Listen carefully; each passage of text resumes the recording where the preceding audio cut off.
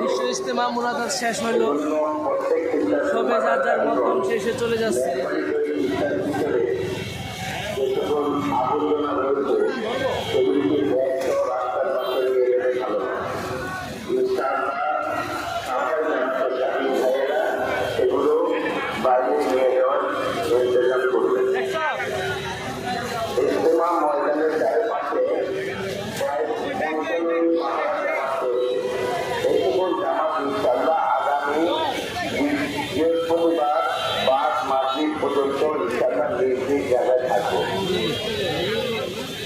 ময়দানের প্যান্ডেলের ভিতরে সকল প্রকার মানা